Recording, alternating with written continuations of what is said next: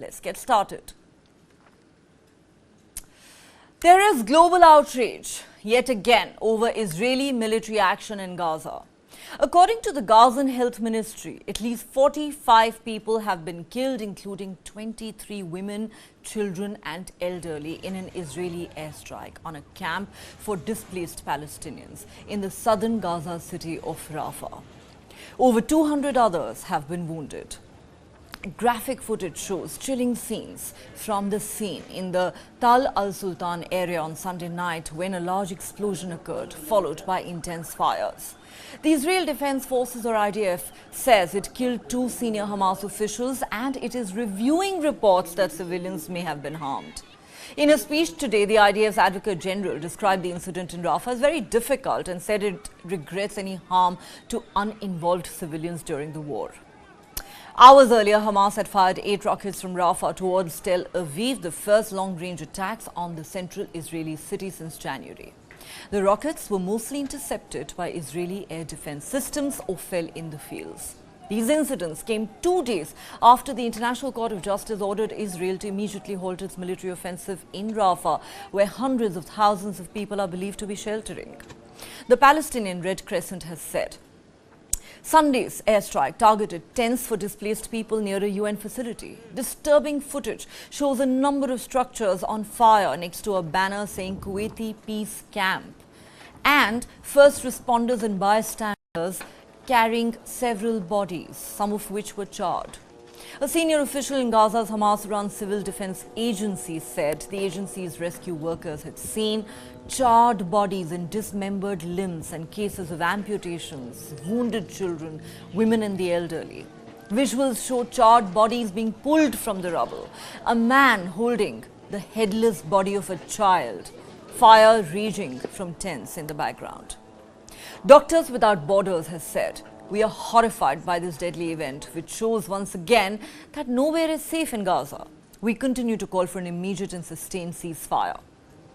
The UN Agency for Palestinian Refugees, UNRWA, the largest humanitarian organization in Gaza, has described the situation as horrifying and said it was not able to establish full communication with its team on the ground in Rafah. The agency wrote on the social media, "Gaza is hell on earth." Images from last night are yet another testament to that. The head of the Hamas-run government media office has said the camp, which was attacked was away from recent military action and actually in a designated safe zone, to which the IDF itself had told civilians in eastern Rafah to flee. About 1.5 million people had been taking refuge in Rafah before 6th May, when Israel began what it called targeted ground operations in eastern areas of the city to destroy the last remaining Hamas battalions. The UN estimates that more than 800,000 people have fled in response to orders from the IDF. At least 36,000 people have been killed in Gaza since the beginning of the war over 7 months ago, according to the Hamas-run Health Ministry. Following the latest Rafah deaths, several countries have called on Israel to abide by the ruling of the International Court of Justice ordering it to immediately halt its military offensive in Rafah. Many of Israel's allies have responded with horror to the scenes from Rafah. The European Union's foreign policy chief, Josep Borrell, has said Israel is continuing the military action that it has been asked to stop. Borrell also said that Israel accusing the International Criminal Court of anti-Semitism is completely unacceptable. This after its chief prosecutor requested that arrest warrants be issued against Israel's top leaders as well as Hamas leaders. French President Emmanuel Macron has expressed outrage over the Rafah airstrikes as well. He said these operations must stop. There are no safe areas in Rafah for Palestinian civilians. I call for full respect for international law and an immediate ceasefire. France is one of those countries which had earlier backed the International Criminal Court's arrest warrant against Israeli Prime Minister Benjamin Netanyahu. But Israel simply doesn't seem to care. In fact, after Spain joined Norway and Ireland in announcing that it would recognize a Palestinian state, Israel has sent a diplomatic note to Spain prohibiting its consulate in Jerusalem from providing consular services such as issuing visas to Palestinian residents in the occupied West Bank. Turkey's President Recep Tayyip Erdogan has said his country will do everything in its power to hold Israeli officials accountable. He added, and I quote, "As Turkey, we will do everything in our power to hold these killers who do not have a shred of humanity accountable." Erdogan said the strike on Rafah is a massacre which took place after the International Court of Justice's call to halt the attacks. He called Israel a terrorist state. As Netanyahu and his murder network failed to break the heroic resistance of the Palestinian people, they are becoming increasingly backed into a corner in their own country, trying to extend their political life by spilling more blood. But they will soon see that this doesn't do any good, Erdogan added. Meanwhile, German Foreign Minister Annalena Baerbock has said the order by the International Court of Justice asking Israel to halt its military operation in the southern Gaza city of Rafah is binding and has to be followed. We are currently experiencing the opposite. International law, international humanitarian law applies to everyone, including Israeli warfare, she said. The call from Germany, one of Israel's foremost allies, represents the growing diplomatic pressure on Israel to rein in its military offensive in Gaza. But again, the million-dollar question still remains. Is anything going to change as far as Israel's strategy is concerned? Israeli airstrikes killed at least 35 Palestinians and wounded dozens in part of the southern Gaza Strip city of Rafah, designated for the displaced. That's according to Palestinian health and civil emergency service officials on Sunday. Video taken that day showed people searching through rubble and carrying bodies into emergency vehicles. We were sitting at the door of the house safely. Suddenly we heard the sound of a missile. We ran and found the street covered in smoke. We did not see anything. We went into the house and did not find anyone until we checked over the wall and found a girl and a young man who had been cut to pieces. The Israeli military said its air force struck a Hamas compound in Rafah and that the strike was carried out with, quote, precise ammunition and on the basis of precise intelligence. It said it took out Hamas's chief of staff for the West Bank and another senior official behind deadly attacks on Israelis. The strike hit the Tel al-Sultan neighborhood in western Rafah, setting parts of the area ablaze. Thousands of people were taking shelter there after fleeing the eastern areas of the city, where Israeli forces began a ground offensive over 2 weeks ago. Gaza's health ministry said 35 people were killed and dozens others, most of them women and children, were wounded in the attack. Video obtained by Reuters showed several children receiving medical treatment after the strike. The International Committee of the Red Cross said its field hospital in Rafah was receiving an influx of casualties and that other hospitals were also taking in a large number of patients. Earlier on Sunday, the Israeli military said 8 projectiles were identified crossing from Rafah, prompting sirens to sound in the Israeli city of Tel Aviv for the first time in months. Video obtained by Reuters showed the remains of a rocket outside a school. Another rocket struck the roof of this home in Herzliya, north of Tel Aviv. The military added some of the projectiles were intercepted and reported no casualties. Israel has kept up operations in Rafah despite a ruling by the top UN court on Friday ordering it to stop attacking the city. But Israel argues that the UN court's ruling allows room for some military action there. And Prime Minister Benjamin Netanyahu convened his war cabinet later on Sunday to discuss continued operations in Rafah. Israeli tanks have probed around the edges of the city, but have not yet entered Rafah in force. Last night, the IDF targeted 2 Hamas commanders in Rafah, whose hands were drenched in Israeli blood.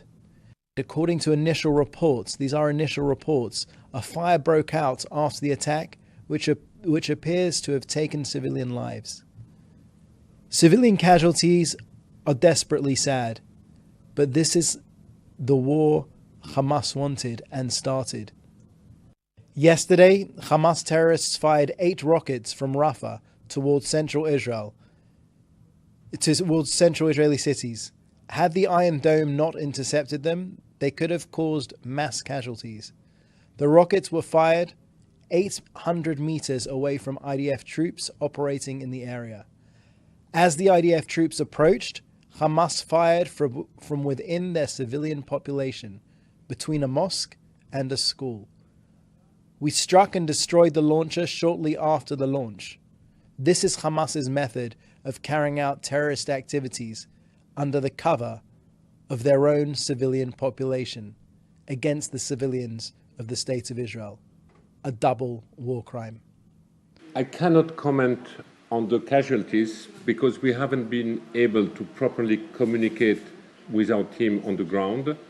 I saw images. They are deeply disturbing and horrifying. I think we have been clear more than once. There is no safe space in Gaza. All right, let's discuss this with our guests. Joining me on Global Lens tonight, Dr. Harold Chore, Palestinian affairs expert at the Moshe Dayan Center at the Tel Aviv University. Air Vice Marshal Kapil Karg, defense and geopolitical expert, is also with us, and completing the panel tonight is Ambassador Ashok Sajanar, former Indian diplomat. A warm welcome to all my guests. Let me start with our Israeli guest, Dr. Chore. Dr. Chore, I want to ask you a very simple question. Except for Israel, everyone seems to feel what's happening in Gaza, especially in Rafah currently, is horrific. It's inhumane. And it must stop. Israel's closest allies are now putting pressure on the country, saying enough is enough. Too many people have died. France, Germany, Spain, I can go on. The United Nations is saying it. Every aid agency in the world is saying it. Let me tell you what the Pope said in an interview to a private network just last week. He said, people, Palestinians, gather to collect food and they are shot at by Israel Defense Forces. Israel continues to justify it, calling it a just war. We have seen horrific images, sir, that we cannot show on this channel because it is too horrific for people to watch. Charred bodies being pulled out from under the rubble. A man holding a beheaded child in his hand. Bodies charred beyond recognition. And Israel continues to claim, oh, we didn't know there were civilians there. I have some news for you and the Israeli Defense Forces that the camp which was attacked last night is the very place that IDF had asked Palestinians to flee to. And now they want us, the world, to believe they didn't know they were attacking civilians, and they regret any harm that may have caused, that may have come to civilian life. I mean, does Israel absolutely not care at all about what it is doing to people in Gaza and the fact that the entire world is watching in shock and horror? Are you done, Nia? Not quite, but since I need to let you answer, please go ahead. I'm not sure it's okay that I will stay here. As you know, I'm an expert on Palestinian affairs, not a spokesperson of the government. And the way you talked right now is absolutely not acceptable, I must tell you. I'm an expert. I'm not supposed to present any defense here or anything on behalf of my country, although I do have a lot to say about it. So first of all, let's put things straight. I'm an expert on Palestinian affairs, and I will answer. Yes, I never called you a spokesperson for the Israeli government, sir. I never did. Yeah, just Nia, please. Not from a political point of view. This is not my business. I'm an expert on Palestinian affairs.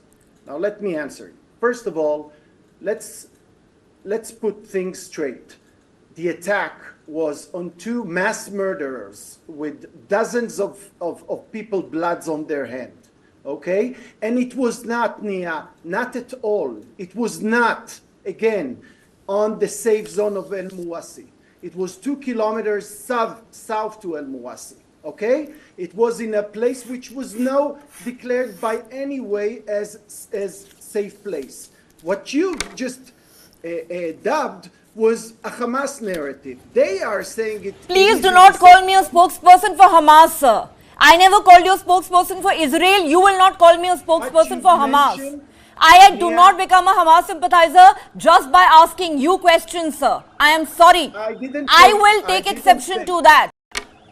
No, I didn't say you are a Hamas sympathizer because we talk so many France times. is speaking for Hamas. Spain is speaking for Hamas.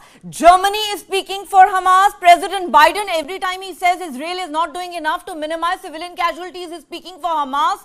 The United Nations is speaking for Hamas. The Pope is speaking for Hamas. Nia, do you think that our memory is that short that we forget already, that I personally forget my neighborhood who was killed 100 meters away from me just because nobody's forgotten, except that more than 36,000 have also died in Gaza. Yeah, you want us to close our eyes to that? We cannot. Nia, we won't forget and we won't forgive, okay? That's a statement. As an Israeli citizen, we won't forget and we won't forgive for the Holocaust they did to us on October 7th. Okay? And what happened there, you still don't know the facts. But you are dubbing Hamas Health Ministry numbers, which are always been proven as false. Let's wait with that. Second, you don't ask yourself how come a targeted goal evolved into a few dozens of casualties. Let's wait with that. Because the talk here at the moment, and because Israel is responsible, we are still not giving it, is that probably it hit some stash of weaponry. And this is why the collateral damage was big. But because Israel is reliable and doesn't want to provide anything which it's not sure in 100%, we don't say it yet. But to claim that the horrific sites, as if it's the first time that horrific sites can be seen on a war. War is a terrible thing. We didn't start it. Please remember, who started it was the genocidal terror organization of Hamas, who massacred our citizen. And now we are retaliating, and we won't stop until we will destroy it completely. Okay, sure. Despite of this horrific. And we don't care about Spain. We don't care about hypocrite Macron. Okay, we don't care Macron about is a hypocrite. Okay, fine. So we've heard you. The problem is you don't seem to care about human life either. That is where the problem is. Really? France That's is what lying. You think. France really? is lying. Germany is lying. Spain is lying. President Biden is lying. The Pope is lying. Only Israel. Only Israel speaks the truth. Israel alone speaks the truth. And you talking about genocide, let me remind you, you have been accused of carrying out genocide in Gaza at the International Criminal Court. You have been accused, your country has been accused of carrying out a genocide. And you say you went only after Hamas leaders? Okay, let me tell you this. There is footage that has been seen by the world which shows the structures that came under attack last night next to a banner that says Kuwaiti Peace Camp 1. That is something that you, your friends in Israel, and the entire world need to know. I need to take a quick break here on Global Lens. We'll continue this conversation on the other side.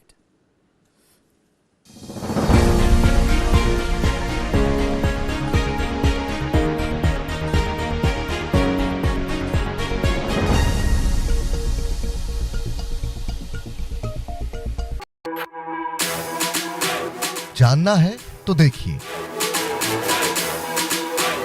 समझना है तो सुनिए, सीखना है तो पूछिए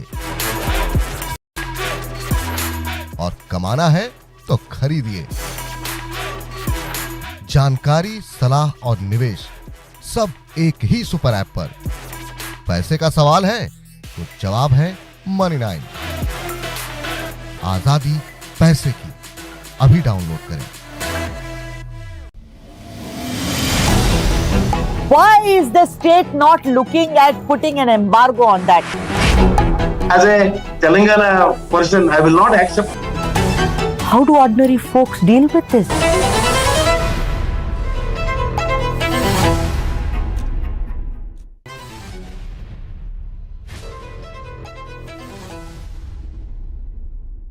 Healthy mind can reside only in a healthy body. That is the only cure for the restless mind. Happiness is a choice. The fastest way to be happy is to make somebody else happy. World premiere on the 1st of June, only on News 9 Live.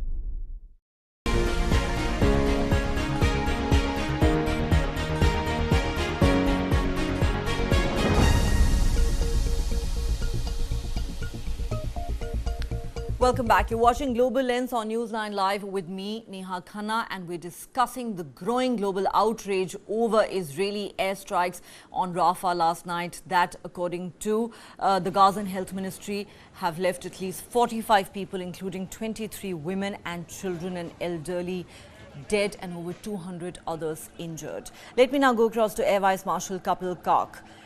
Sir, you heard my conversation with our Israeli guest.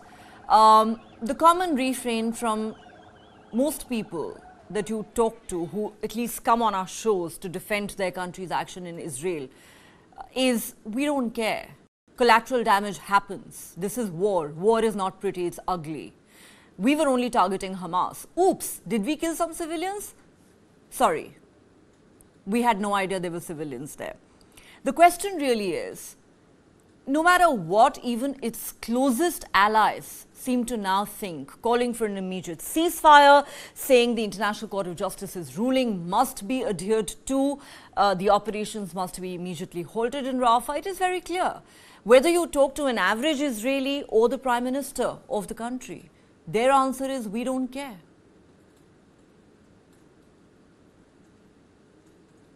Well, Neha, you not only put it poignantly in every way, virtually a global viewpoint on the current situation.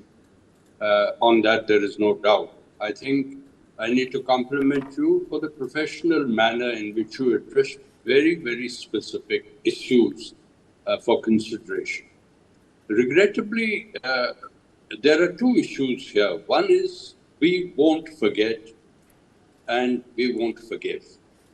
Now, this runs counter to international humanitarian law, including law of war fighting. I've had the privilege to do war fighting in 2 India-Pakistan wars, and these have been characterized by very, very civilized nature of war. There is no way a fighter pilot in the air would ever think of taking on a target where there's the remotest chance that a civilian will be killed. In contrast to that, we see willful defiance of international law, international humanitarian law, and also international law on force application. Now, this is something which is monumentally wrong, and unless the global viewpoint, like you expressed so eloquently, unless that viewpoint is brought to bear in the current situation, this whole business of destroying Hamas and being hell-bent on destroying it will only usher in an endless cycle of blood and death, which will go on forever. Regrettably, for humanity and humanitarian law, there are quarters at the moment, political and diplomatic, which Israel is aware is supporting them in this venture. Also because there are electoral cycles which also favor them. So therefore, there is not enough incentive to defer in the minutest sense to the monumental diplomatic pressure that is being exercised. You name the countries and the heads and the institutions which have come into the picture. I think that is very, very palpable. You don't have to repeat what is obvious. But what will get Israel to get out of the cycle of death and destruction, which is being constantly conveyed to it in diplomatic terms by everyone every country, every diplomat, every country head, every European Union head, that this war must end. You referred to International Court of Justice. That is being violated. A clear-cut stipulation bring an end to this war. Likewise, the International Criminal Court. I won't comment on it because the Israelis say this is an anti-Semitic organization.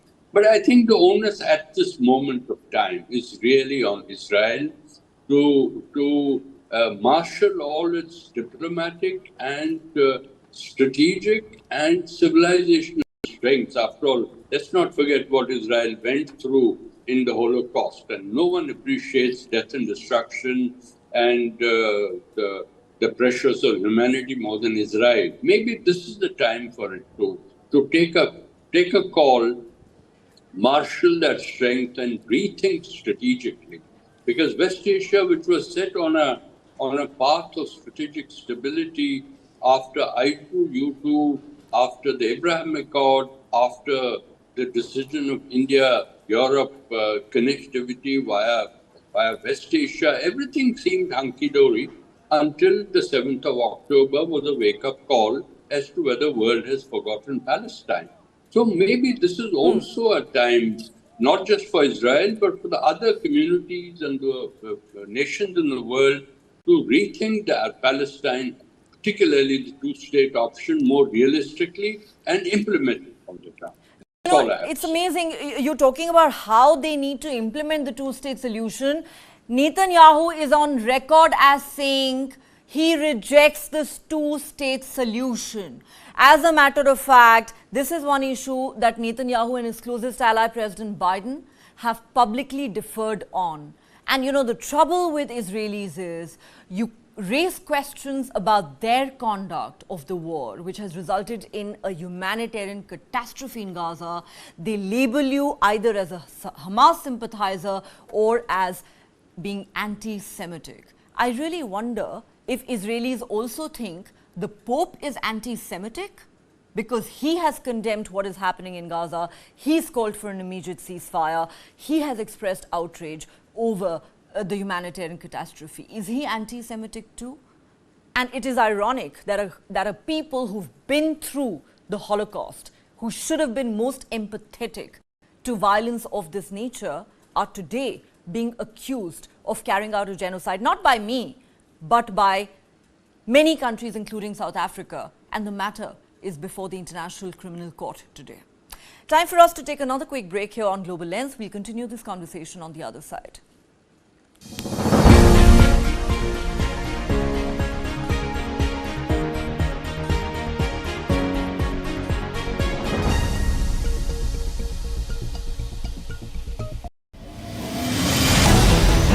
Why is the state not looking at putting an embargo on that? As a Telangana person, I will not accept. How do ordinary folks deal with this?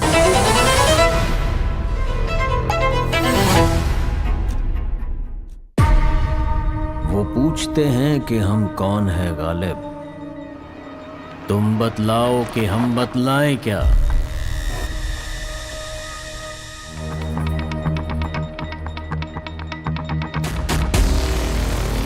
I told him, you do what you think is best. I will not insist.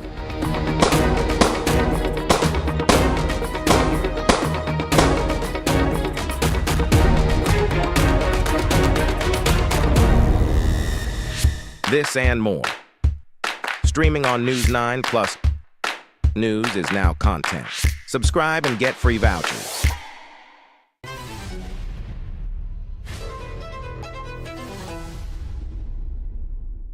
Healthy mind can reside only in a healthy body. That is the only cure for the restless mind. Happiness is a choice. The fastest way to be happy is to make somebody else happy. World premiere on the 1st of June, only on News 9 Live. For the very first time in our investigation, we unmasked the killer of Ravindra Matre. In 5G, we have to stand with the world, and in 6G, we have to lead the world. Winning a Grammy was an absolutely surreal experience.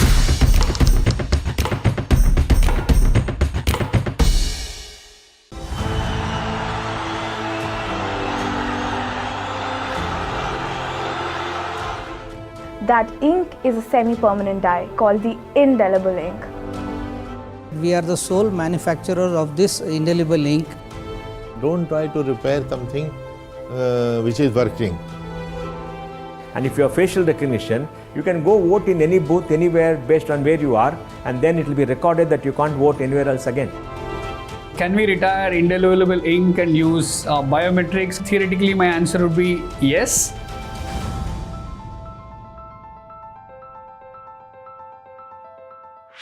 This and more. Streaming on News 9 Plus. News is now content. Subscribe and get free vouchers.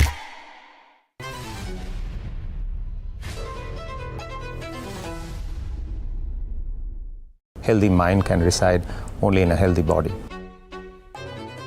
That is the only cure for the restless mind. Happiness is a choice. The fastest way to be happy is to make somebody else happy. World premiere on the 1st of June, only on News 9 Live.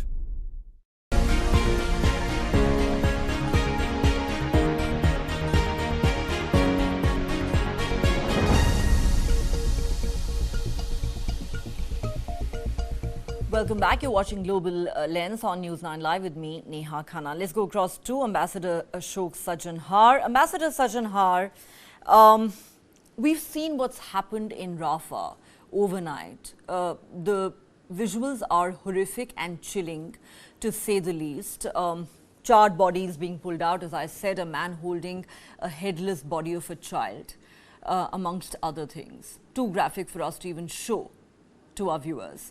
But the trouble is, the International Court of Justice says the Rafah offensive must be halted immediately. Israel says we don't care.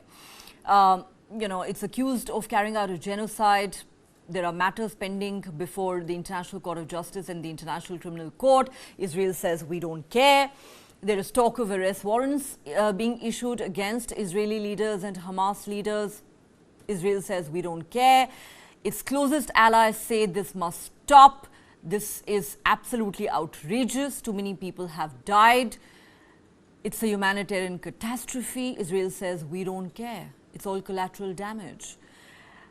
The question really is, what really is the way forward? How much worse is this going to get? Yeah, I think, Neha, we have to, in my view, take it in totality. We have to sort of, I don't think one can take it piecemeal in terms of what is happening today, that this is happening in isolation. I think you have to go back to the 7th of October and see how this all started, at least for the time being.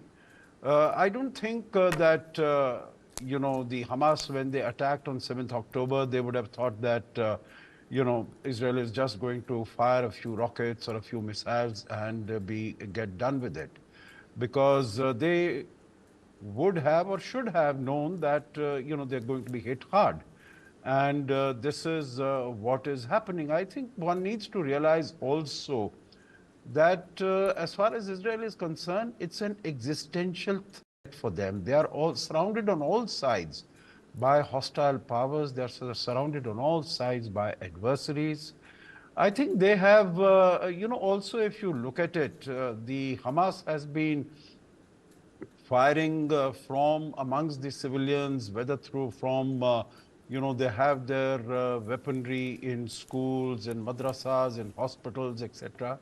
So they have been fully aware that, if they are going to fire from there, there is going to be retaliation, and then the pressure will come on Israel.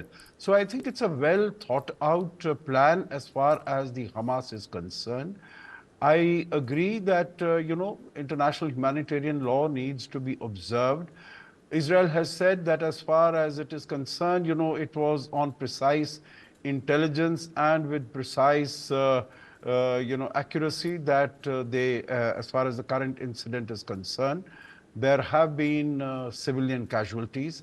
But I think one other aspect that we have not spoken the whole evening, and it seems to have really gone on to the back burner, is the condition of the hostages. I think if the international community was equally focused on the release of the hostages, and there was some forward movement, some progress on that, possibly there would have been, greater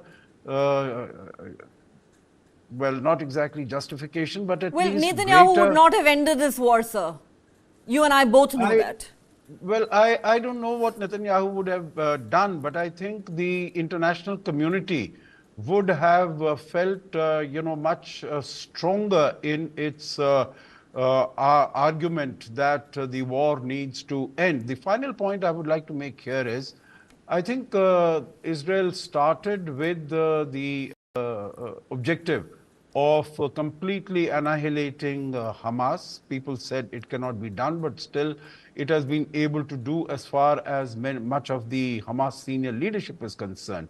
I think a message has gone out very clearly, irrespective, the Israeli gentleman who was on your show, he has challenged the accuracy of the numbers that were quoted by you and by the Hamas authorities, because they're coming from there. There has been no independent verification of the numbers, so they can sort of, throw out any numbers that they want.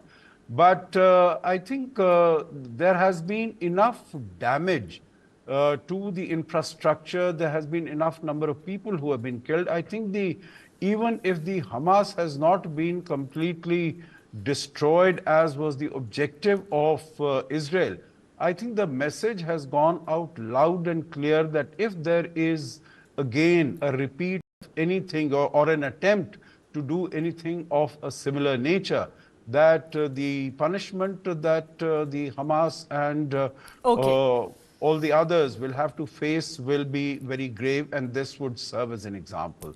So I would imagine that this would be a good opportunity, good time for Israel also to reconsider and to stop its and focus more on the release of the hostages. Okay, I need to make a few points before I take this to my Israeli guest. Firstly, you say these are Hamas numbers, there's no independent verification. Let me tell you that these numbers have also been accepted and are repeatedly quoted by the United Nations, not just by me. Unless we are today, willing to say that the United Nations is an organization that we don't want to trust anymore. And so with all due respect, nobody has forgotten the 7th of October. No, one second, I need to complete my point first. Nobody, including this journalist, has forgotten what happened on the 7th of October. I have personally done dozens of shows on the outrage that happened on the 7th of October. However, to say that Hamas should have seen this coming and should have been prepared sounds as if we are today saying, we are willing to say, Hamas equals all Palestinians. If Hamas terrorists wreaked havoc in Israel on the 7th of October, killing 1,200 Israelis, then all the Palestinians, including the women, children and elderly who've been brutally killed in the last 7 months, deserved to die. They deserved it. They had it coming their way because, Hamas should have thought of it. But Hamas does not care either about Israeli life or about Palestinian life. You know why? Because it's a terror organization. Israel is not a terror organization. It's a democratic country. And if they have left more than 36,000 people dead, we are today then willing to accept that this is collective punishment that is being meted out to the Palestinian people, and I find it outrageous and unacceptable that a lot of us seem to be okay with it. We think the Palestinians deserve it because Hamas did this. So how many lives would be enough to equate them with the 1,200 Israeli lives that were lost on the 7th of October? It's 36,000 Palestinian lives and counting. Not enough? Not enough revenge? Let me now take this to Dr. Chore. Dr. Chore, so what is the way forward? How many more people need to die for Israel to feel that it's had its revenge? Not to mention the fact that many believe that Netanyahu is fighting this war just for his political survival, not even in Israel's interests anymore. The problem is today, Nia, I must tell you, as someone who was a guest here so many times, is not with the provocative way that you ask it, and biased way, I must say. Sure, you can call me what you want. I will ask my questions. So I'm a journalist. It is my job to call you out. Not with that. It is my job to call you out, sir, and I will do that. And there is also a thing called humanism, sir, apart from journalism. Okay. Anyway, go ahead. Trust me, I'm not less human than you are, okay? The problem is with your facts over and over and over again. You just told Mr. Ambassador that it was confirmed by the UN. So let me give you some news. The UN have corrected its estimation regarding the number of children and women who were killed to half of the numbers of Hamas that you are always echoing as if these are, the most reliable thing. So the UN already 2 weeks ago, and please check me on this, have corrected by half the numbers of women and children. Instead of 15,000 or so, they've corrected it to 7,000 to 600. Okay, so let's begin with the facts, and that's not the first fact that you're not accurate about. And the problem is not because that you're more or less humanitarian than any one of us. The problem is that you take as a sheer evidence whatever Hamas is saying. What do you think, that I'm not horrified by these sites? That any Israeli would like to be? I will ask you, sir. Are you? Because you keep saying we don't care. So are you? I'd love to know. Are you horrified by this? What I am, so I'll tell you. Of course I am horrified by it, but I'm more horrified about the fact that this genocidal terror organization is keeping hostages, elders 85 years old, children, women that they raped again and again and again. So if they want their civilians to be part of this horrific collateral damage that happens every now and then, first of all, don't keep ammunition close to them. Second, release our hostages. Release our hostages and everything will be behind us. But they don't want to do this. They want to, to benefit and to capitalize on their horrific attack on October 7, which I must tell you, Nia, you never, ever described those sites of October 7 in the way you described the graphic parts that you did now.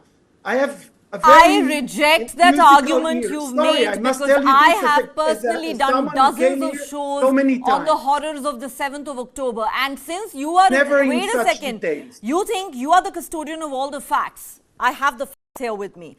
The United Nations, let's listen to this, has revised down the figure that it published for the proportion of women and children killed in Gaza. On the 6th of May, you said they halved the figure.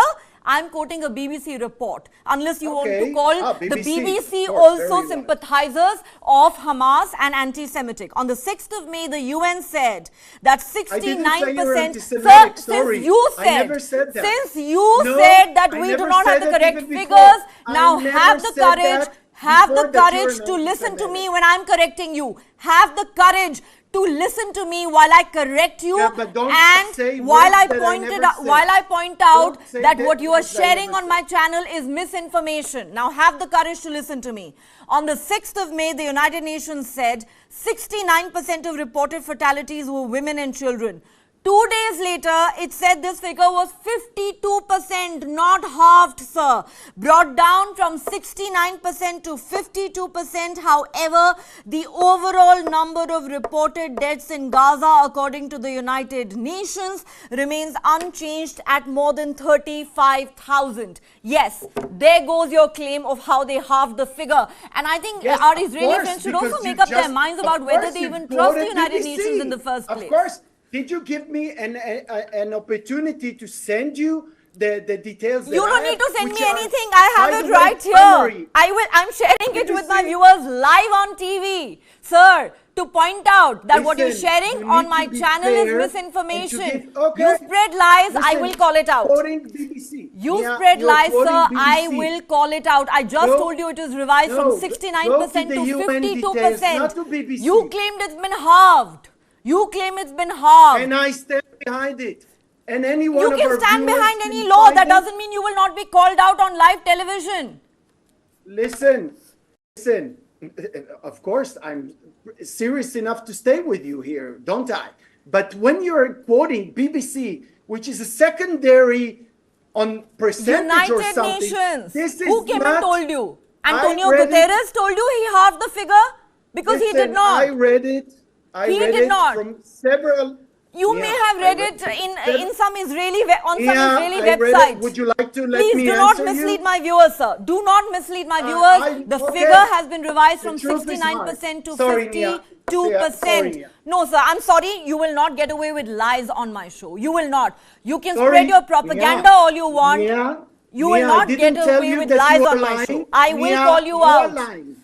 Nia, you said the figure had been halved. I never said that you are lying. I told you something very clear, which, you know, any one of your viewers can check me. Yes, of course. Direct me to the everyone can check, sir. They all have a smartphone. I just read it out, read out the facts for you. To half of the number.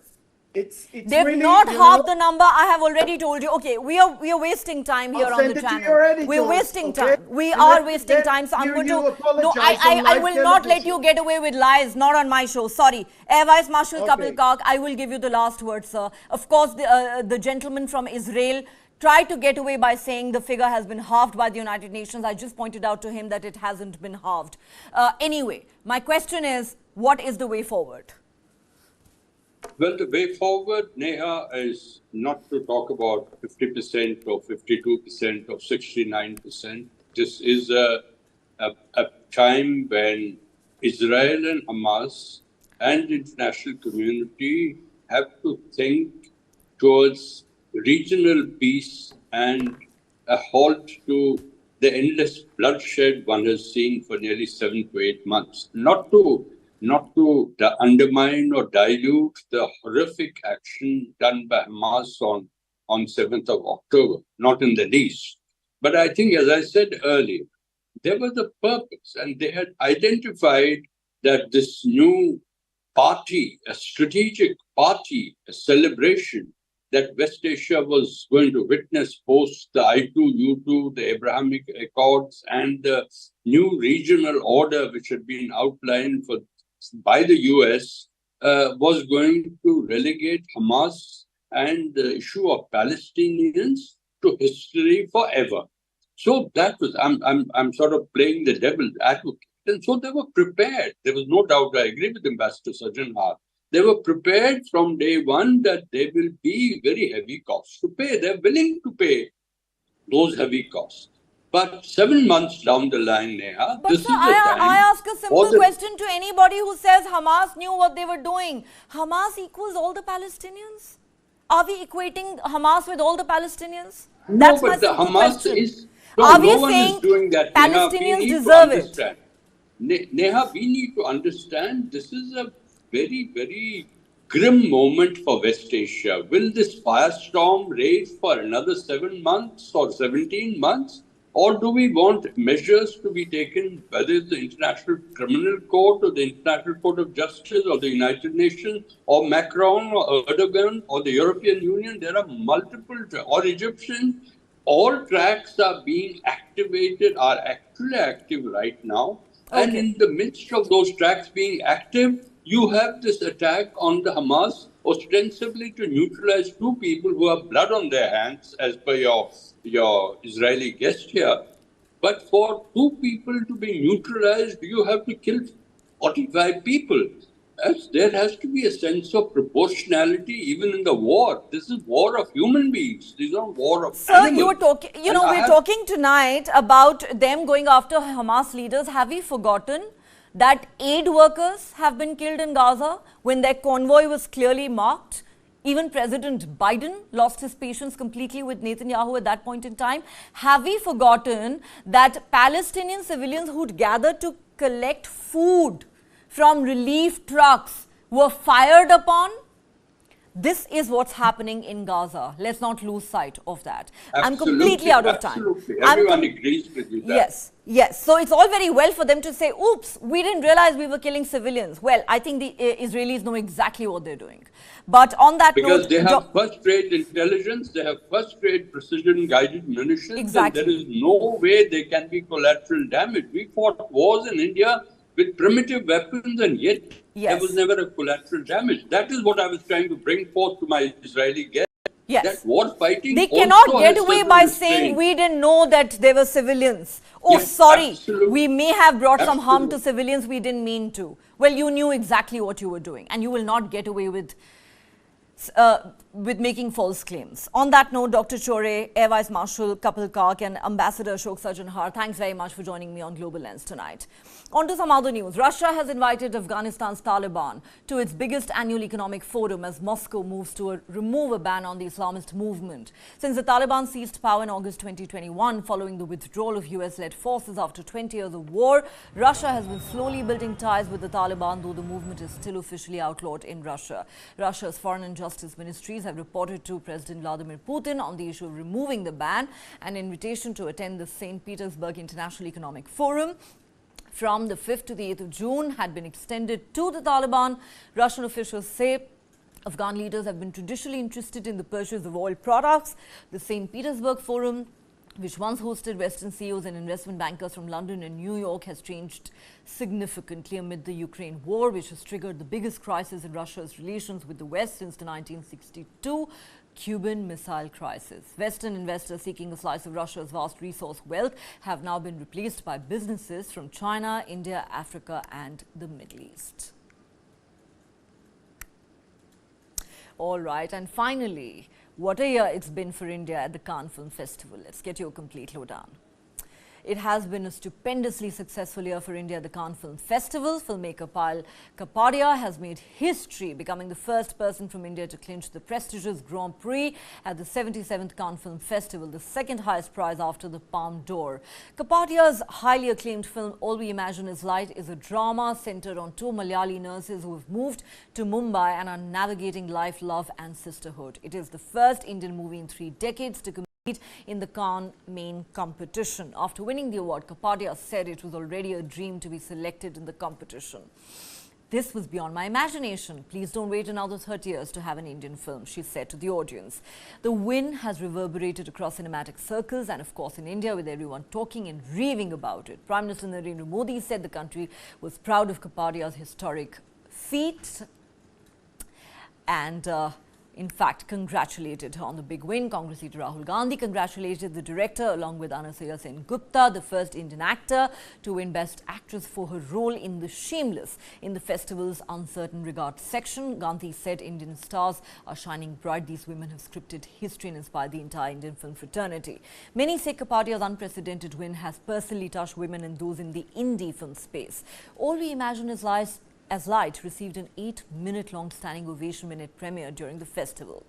Anasuya Sen-Gupta too has etched her name in history by becoming the first Indian actor to win the Best Actress award at the Cannes Film Festival. Anasuya received the trophy in the Uncertain Regard segment for her portrayal of Renuka in the film The Shameless. The movie has been written and directed by a Bulgarian filmmaker. Talking about her winning moment, Anasuya said, "I couldn't believe it was happening, but as I shakily walked to the stage and stood with artists who I've admired, my heroes, it felt oddly natural to be welcomed with so much authenticity and love by them. I'm so grateful to the jury for seeing my hard work." Sen-Gupta dedicated her award to the queer community.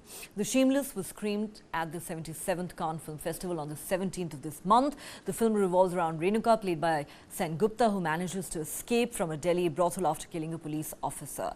The 2024 Cannes Film Festival has been an extremely eventful one for India, with Indian cinema breaking boundaries and scripting history on the global stage, making this year's edition truly memorable. Apart from Payal Kapadia and Anasuya Sen-Gupta's big wins, the Indian Ministry of Information and Broadcasting hosted the first ever Bharat Parv, a celebration of Indian culture, cuisine, handicrafts and cinema at the film festival. The restored version of legendary filmmaker Shyam Benegal's landmark film Manthan, starring lead actor Smita Patil, made a magnificent return to the spotlight with its screening at the festival. National Award-winning cinematographer Santosh Sivan became the first Asian to be conferred the Pierre Ingenieur Tribute Award at the festival. The honour has been conferred in recognition of his career and exceptional quality of work. Also at the fest, Sunflowers were the first ones to know. The film, made by the students of Film and Television Institute of India, won the Larsen F Award, directed by S. Nayak. The film is based on a Kannada folk tale about an old woman who steals a rooster. Meanwhile, animation film Bunnyhood competed in the Larsen F section and took home 3rd place. Bunnyhood is helmed by Mansi Maheshwari. All right, so a stupendous year indeed for Indian filmmakers who shone bright at the Cannes Film Festival, doing the country proud. That's all the time we have on this edition of Global Lens. Thanks for watching.